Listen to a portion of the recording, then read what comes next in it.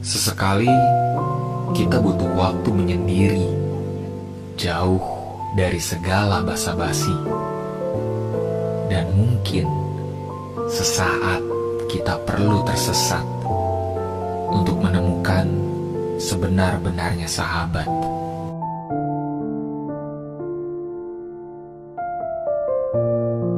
Alhamdulillahirabbil alamin. Segala puji bagi Allah. Ya Allah, Allahumma sholli ala Muhammad wa ala Muhammad. Para sahabat semua, penggemar sulur kembang, berada dimanapun, coba kita rasakan saat ini saya ada di sini.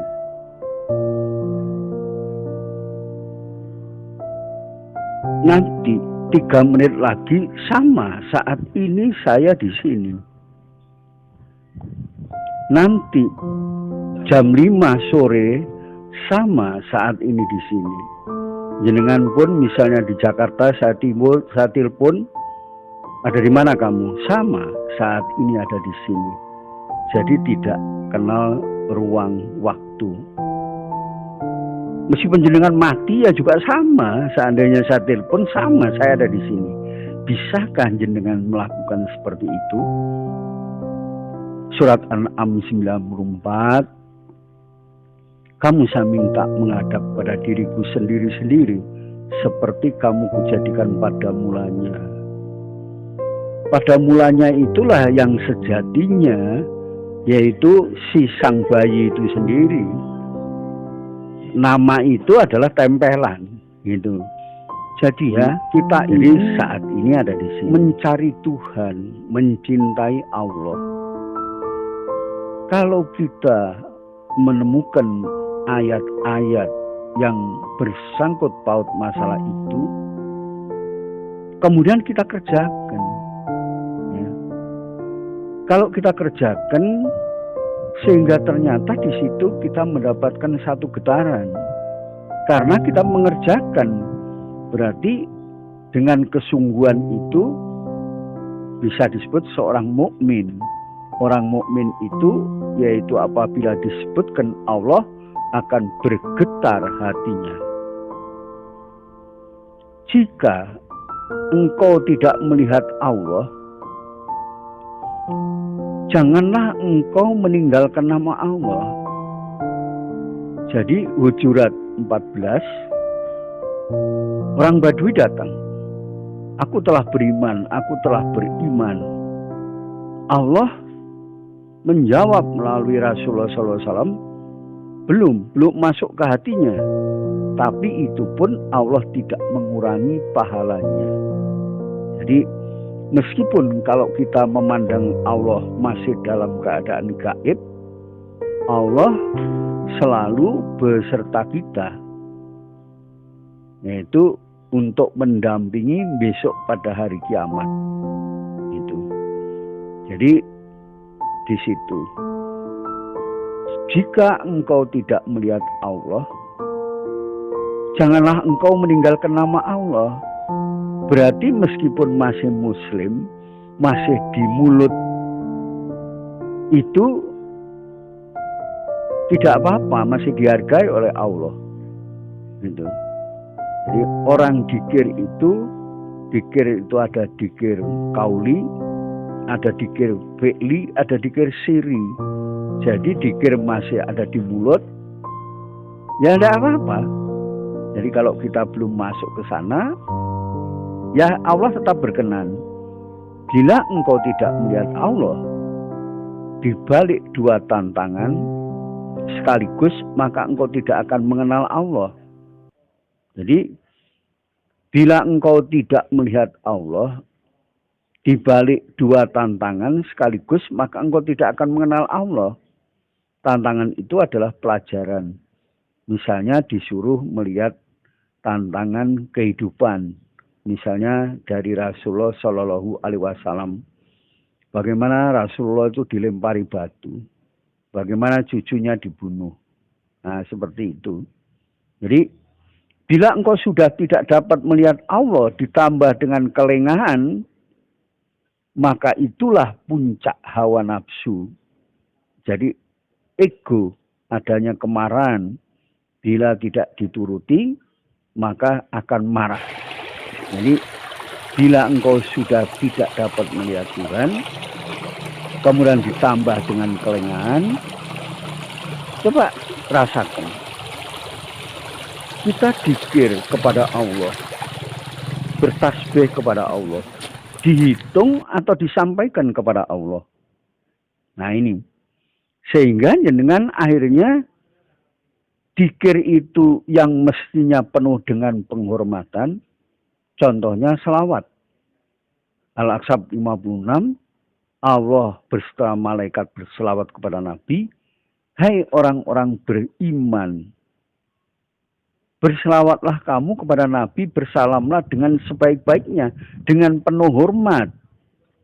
Tetapi karena itu tadi, yang sudah diutarakan di atas, sehingga selawatan untuk tari-tarian, padahal harus dengan penuh hormat.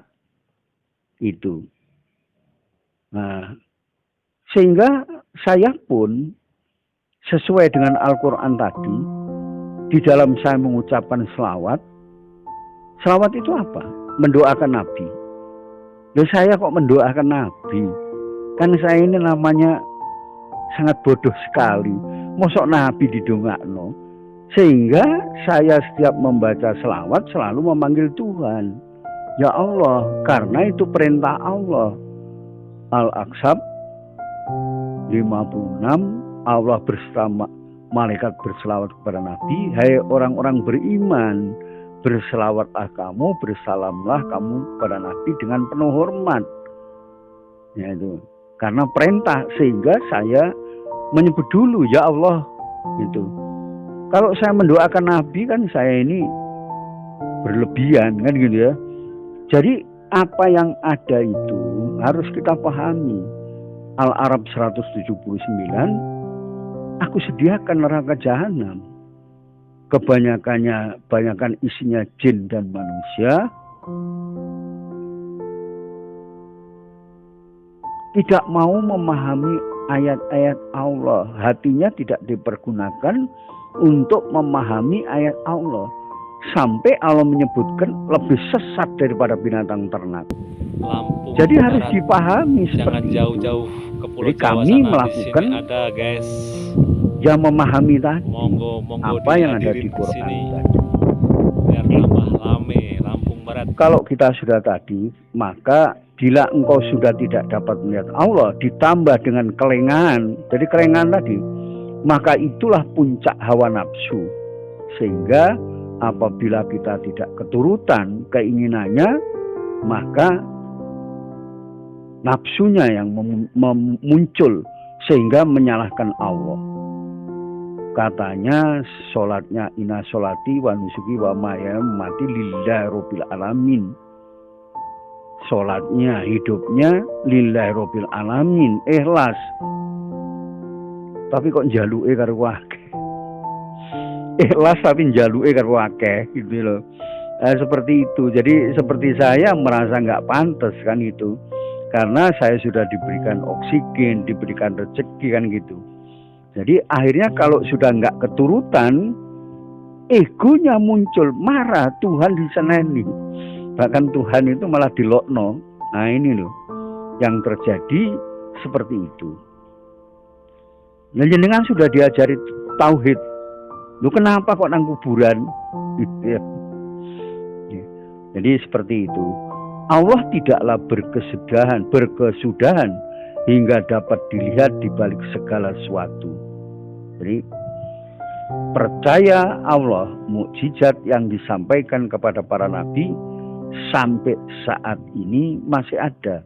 Karena Allah itu adalah kekal abadi, yang tampak, yang menggerakkan, yang menghidupi, itu adalah Allah itu sendiri. Gitu ya. Jadi perjuangan pertama menuju Allah, pandanglah Allah tanpa berkedip sekalipun. Artinya kita berusaha untuk tidak lepas daripada menyebutnya dzikir kepada Allah, yaitu surat An-Nisa 103, setelah kamu sholat hendaklah baik berdiri, duduk, berbaring, selalu ingatlah kepada Allah sampai waktu kamu aman, kamu sholat kembali. Nah, orang-orang seperti ini di dalam surat An-Nur 36, 35, 36, 37 akan mendapat pancaran nur ilahi. Inilah yang menuntun kita itu tadi. Sehingga kita akan betul-betul melakukan dengan ikhlas. Hendaklah engkau mengatasi urusan dan persoalanmu dengan penuh rasa takut. Niscaya Allah teguhkan hatimu dengan kemauan kerasmu. Jadi sabar, jadi keras dengan sebagai usaha. Janganlah hendaknya engkau mengatasi dengan harapan dan angan-angan. Niscaya akan Allah bongkar manakala sudah hampir mencapai penyelesaian itu. Semua adalah ketentuan. Jadi rukun iman ke-6, percaya qadar, ketentuan Tuhan. Jadi nggak bisa, misalnya saya ini dulu kecil, menjadi besar, menjadi tua, saya mau menolak, nggak bisa. Ada ketentuan Tuhan. Semua kemauan Tuhan, kehendak Tuhan, misalnya ada yang jadi presiden, ada yang tukang becak, ada yang petani. Di situ sama, ada kepedihan, ada kegembiraan. Itulah ketentuan, kehendak untuk bergerak. Misalnya jantung berdetak, kemudian darah mengalir. Bukan saya menggerakkan. Dada menjadi berdebar, air mata menetes. Anggaplah itu satu olahraga. Kukuhkan tekad percaya kepada Allah. Jadi seperti itulah yang ada di dalam kehidupan kita. Jadi bila selain Allah yang engkau jadikan penuntun, niscaya engkau syirik kepada Allah. Kamu mesti mencari penolong. Itu. Maka lari ini ke arah dua pelarian. Satu pelarian ke arah langgananmu, kebiasaanmu. Satu pelarian yaitu melarikan dari tangan Allah apabila doamu tidak terkabul. Ya contohnya tadi, diajarkan ketauhidan, mengerti masalah ketauhidan, malah minta-minta di kuburan. Ya kalau siarah monggo silakan. Itu pun kami tidak bisa memutuskan semua itu karena kesenangan masing-masing, dan kami memahami bahwa mereka itu berdoa tidak pernah dikabulkan sehingga mencari pelarian tadi. Bila tidak melazimi dzikir, jadi tidak lazim dzikir, tidak sering-sering dzikir, menyebut dan mengingat nama-nama Allah, sifat Allah dan pujian-pujian untuk Allah, niscaya yang seharusnya dzikir itu untuk Allah berbalik pada dirimu sendiri. Karena apa? Jenengan bertasbih, jenengan didikir tadi ditujukan kepada siapa? Jenengan hitung Allah, Allah, Allah, dihitung, tidak menuju kepada Allah. Subhanallah, subhanallah, subhanallah, tidak diberikan kepada Allah. Nah inilah makanya ada patrap. Patrap itu bersikap. Jadi kalau kita dzikir, ya disampaikan kepada Allah, bertasbih, objeknya adalah Allah. Jadi dzikir apa itu adalah untuk Allah. Kalau tidak, berbalik pada dirimu sendiri. Coba jangan rasakan ketika menghitung Allah, Allah, Allah, Allah, subhanallah, subhanallah, subhanallah. Yang kelihatan siapa? Kita sendiri kan? Nah itu berarti kita belum bersikap menuju kepada Allah. Jadi seperti itu. Yang tampak adalah dirimu sendiri, wajahmu. Coba misalnya kalau kita ngakali orang atau mencuri, siapa yang tahu? Di dalam dada kita kan, bila ingat kepada Allah, meluncur kepada Allah. Karena ada hadis kutsinya, apabila hambaku ingat, aku akan dekat. Jadi apabila hambaku ingat, maka aku akan dekat. Itu merupakan patrap satu yang seharusnya untuk Allah berbalik pada dirimu sendiri, yaitu zikir memuji tidak kepada objek, yaitu objeknya Allah, tetapi kamu hitung. Maka apa yang terjadi? Yang terlihat adalah dirimu sendiri. Dari sifat Allah menjadi sifatmu sendiri gitu. Yang kamu sebut, yang kamu puji, akhirnya adalah tekad dari dirimu sendiri. Nama itu memisahkan antara yang bernama dan yang dinamai, dan memisahkan pula antara yang dinamai dan arti nama itu sendiri. Jadi kalau kita itu tadi dzikir tidak disampaikan kepada Allah, maka akan menjadi terpisah. Jadi yang dituju bukan sang dat Allah itu, tetapi menjadi diri jenengan sendiri. Coba waktu dzikir, memuji, bertasbih, itu di situ tidak ditujukan kepada objek, kepada Allah. Allah yang punya nama, sehingga terpisah.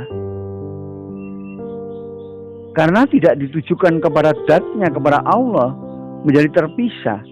Yang ada adalah diri jenengan sendiri. Makanya kalau kita, itulah patrap. Patrap itu bersikap seperti itu. Jenengan sujud. Sujud kepada siapa? Jadi ada objeknya. Objeknya adalah Allah. Ditujukan kepada objek yang punya nama, sehingga menjadi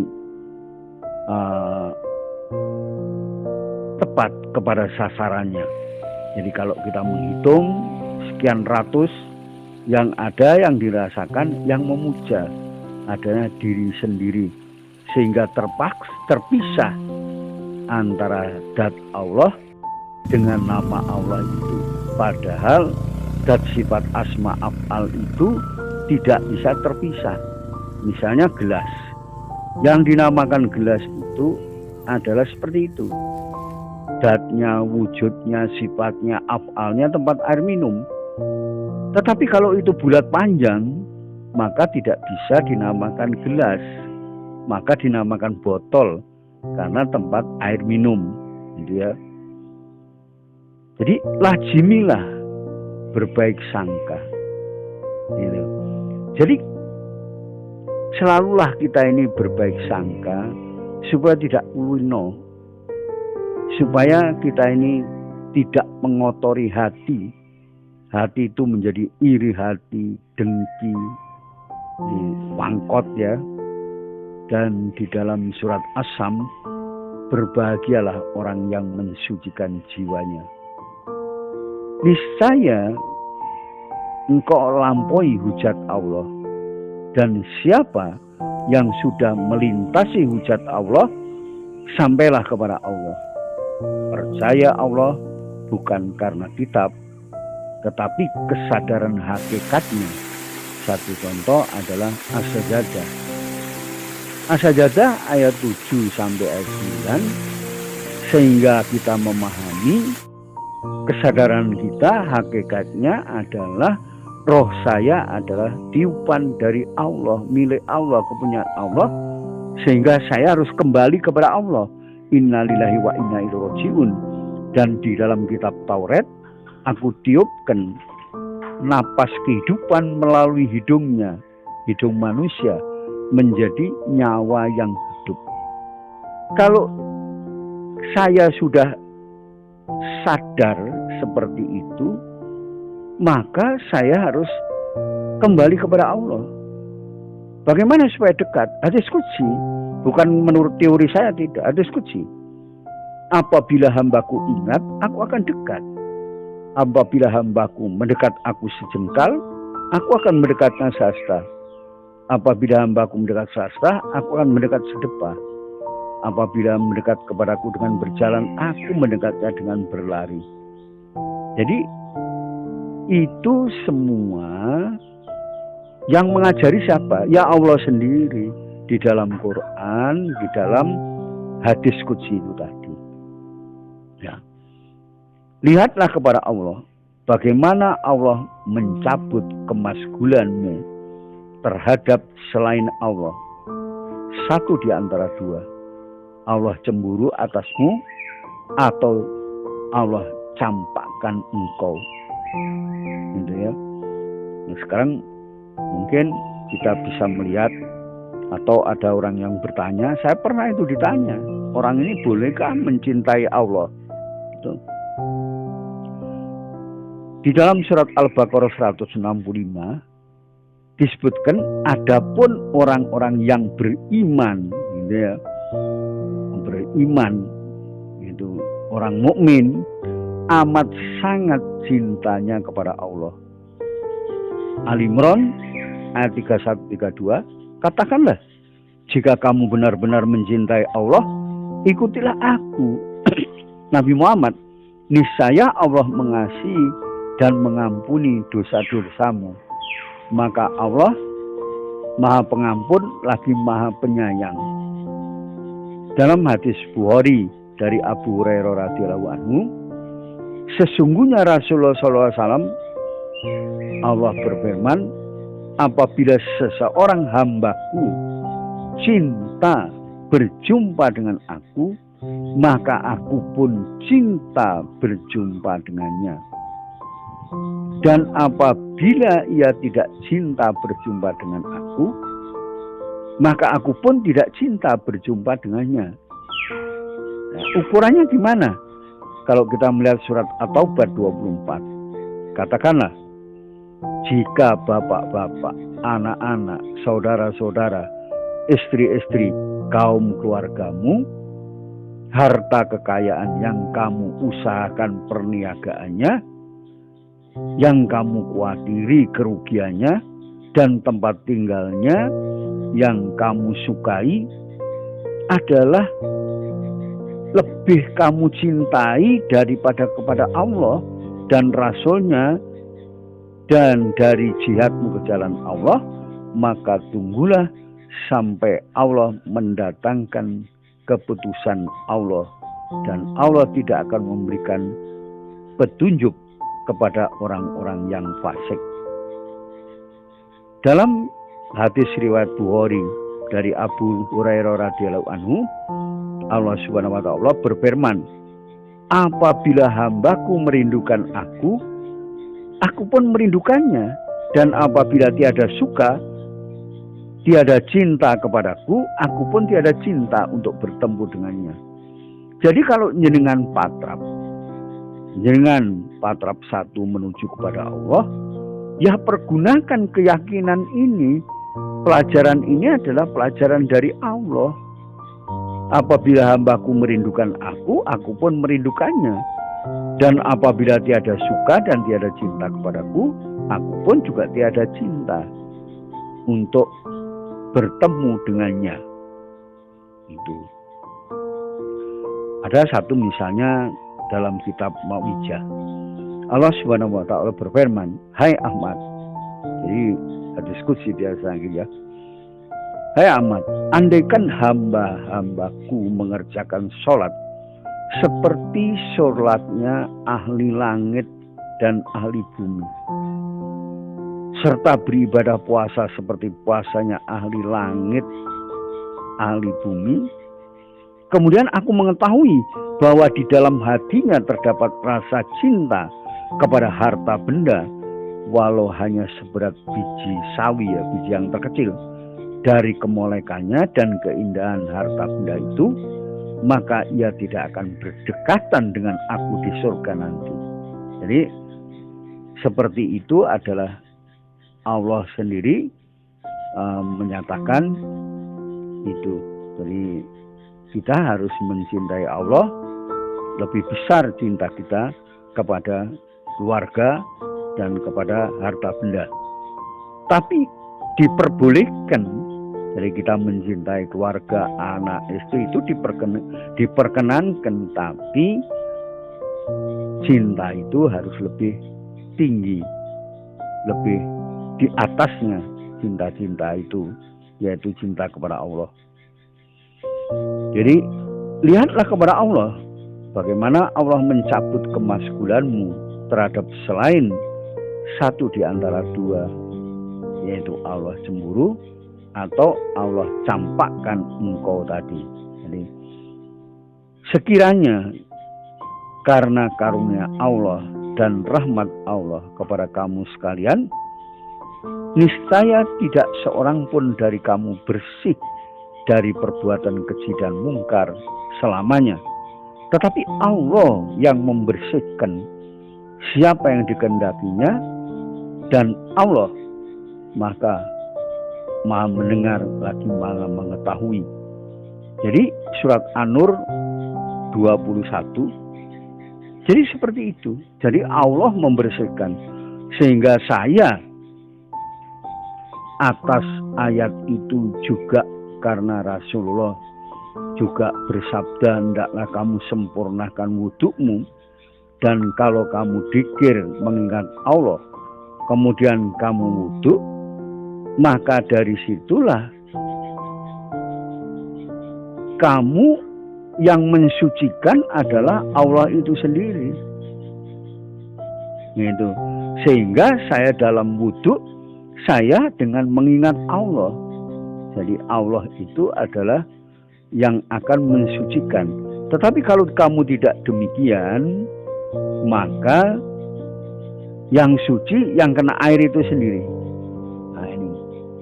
Kemudian bagaimana ketekunan dari orang-orang pencinta Allah? Misalnya kita dalam surat As-Sajdah, sesungguhnya orang-orang yang beriman dengan ayat-ayat kami hanyalah orang-orang yang apabila diperingatkan dengan ayat-ayat kami, mereka menyungkur sujud, bertasbih, serta memuji Tuhannya, sedang mereka tidak menyombongkan dirinya. Bahkan di dalam surat Maryam 58, orang yang dipilih dan diberi petunjuk Allah, dibacakan ayat Allah, menyungkur, menjerit, menangis. Ya. Dan di sini pada ayat 16, lambung mereka jauh dari tempat tidurnya. Jadi selalu ngelilir dikir, terutama yaitu benteng Allah tadi. Jadi kamu dengan saya dimanapun juga, berdiri, duduk, berbaring, jangan lepas-lepas la ilaha illallah. Dalam hadis qudsi Ibnu Majah, Ibnu Nuaim, la ilaha illallah itu adalah perkataanku, perkataan Allah. La ilaha illallah itu adalah aku, Allah. Siapa yang mengucapkan la ilaha illallah masuk dalam benteng Allah. Masuk dalam benteng Allah dengan mengucapkan la ilaha illallah, selamat daripada aniaya Allah. Ya. Jadi waktu itu saya di Jakarta ketemu dengan Edwil, mudah-mudahan mendengarkan juga gitu kan. Beliau cerita kepada saya ketika naik mobil terjun ke jurang, dia geget la ilaha illallah, la ilaha illallah, dia wutuh. Itulah benteng Allah. Jadi lambung-lambung mereka jauh dari tempat tidurnya, sehingga mereka berdoa kepada Tuhannya dengan rasa takut dan harap. Jadi takut itu bukan takut kepada harimau, kepada genderuwo, enggak. Takut ngaku. Ya. Bersabarlah hai Muhammad, dan tiadalah kesabaranmu itu melainkan dengan pertolongan Allah. Jadi semua itu adalah dalam pertolongan Allah. Jadi misalnya tadi surat An-Nur 21, sekiranya tidaklah karena karunia Allah dan rahmat Allah kepada kamu sekalian, niscaya tidak seorang pun dari kamu bersih dari perbuatan-perbuatan yang keji dan mungkar selamanya, tetapi Allah membersihkan siapa yang dikehendakinya. Karena Allah yang membersihkan dan segala-galanya ini Allah, mesti kita harus ya ketahui tanya ya menuju kepada Allah itu. Pusat dari segala-galanya adalah Allah. Kalau kita membaca surat As-Sajdah 23, dan sesungguhnya telah kami berikan kepada Musa Alkitab Taurat, maka janganlah kamu Muhammad ragu-ragu menerima Al-Quran itu, dan kami jadikanlah Alkitab Taurat itu petunjuk bagi orang-orang Israel. Kalau Quran An-Anbiya 107 untuk rahmat semesta alam, As-Sabah 28 Nabi Muhammad untuk seluruh umat manusia, dan kami jadikan di antara mereka itu pemimpin-pemimpin yang memberi petunjuk dengan perintah kami ketika mereka sabar dan selalu meyakini ayat-ayat kami. Mereka itulah orang-orang yang dibalasi dengan martabat yang tinggi karena kesabarannya mereka, dan mereka disambut dengan penghormatan dan ucapan selamat di dalamnya.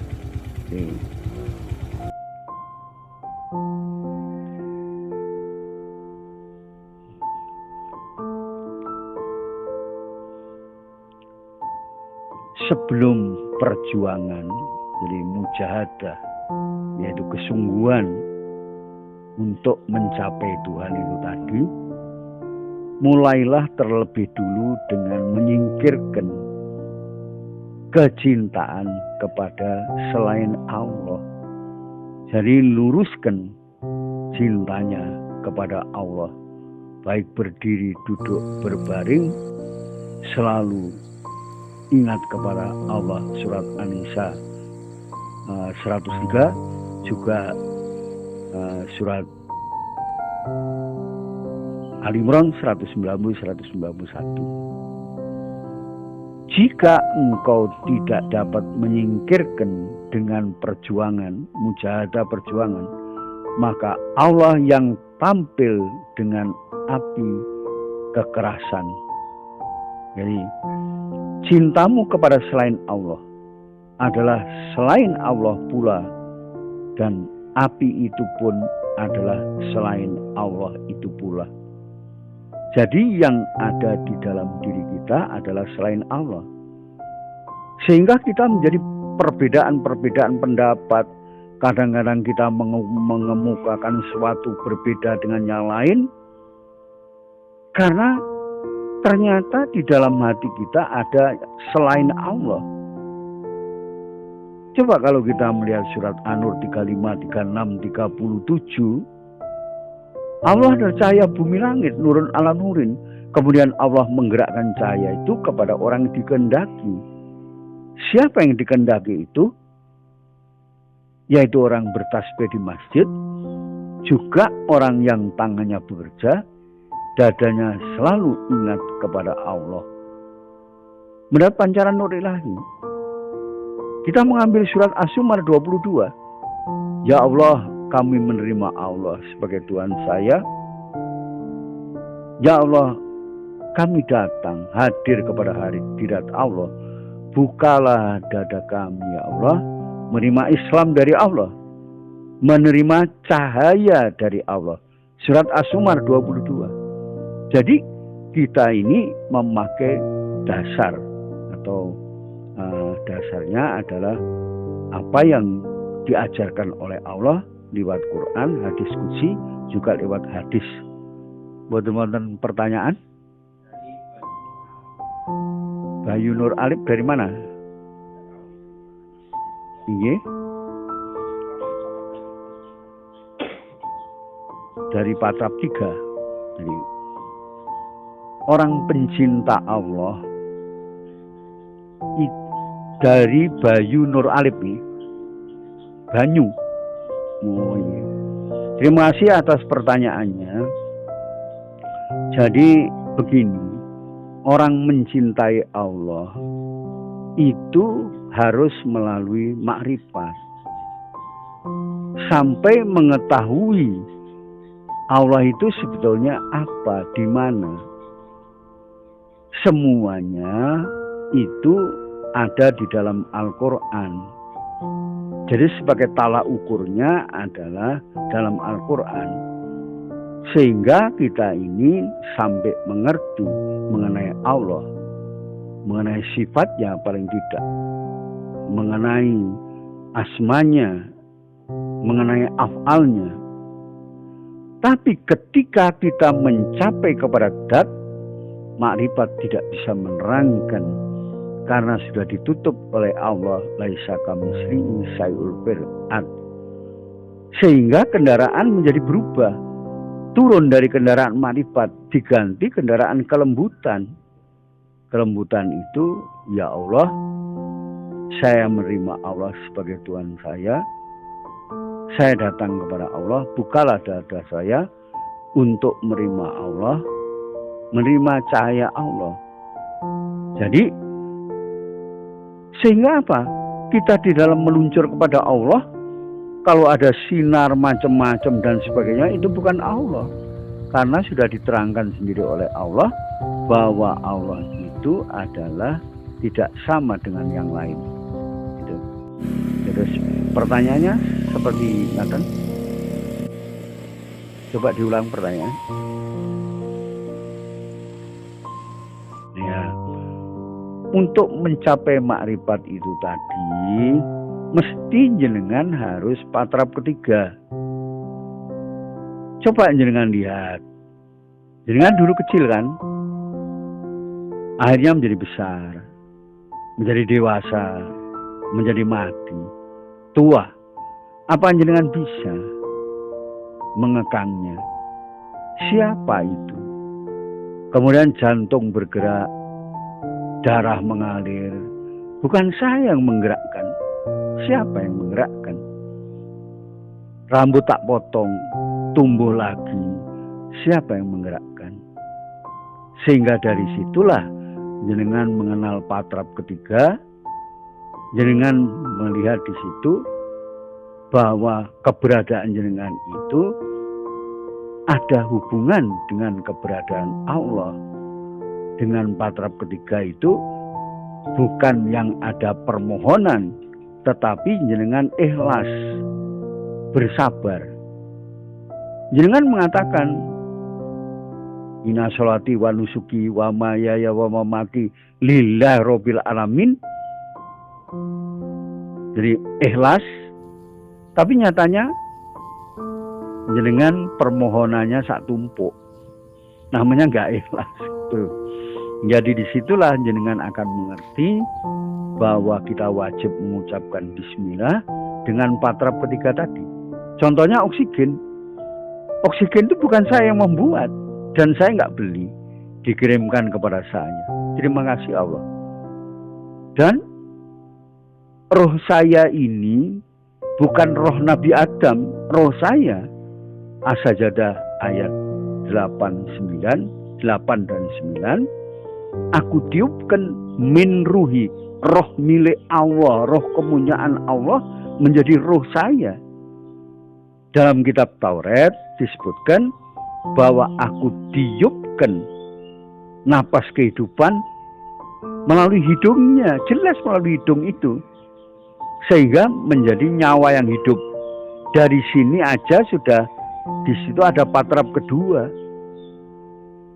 Jadi saya sadar, mangane ngrokso sira ing ambekan, ing atase sira ambekan tansah ing ngeto maring Allah.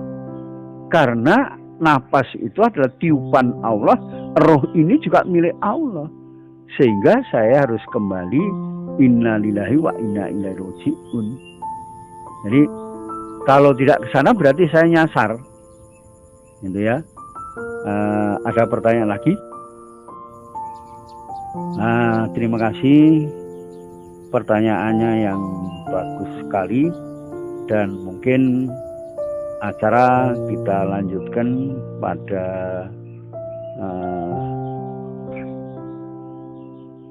minggu depan. Terima kasih. Wassalamualaikum warahmatullahi wabarakatuh.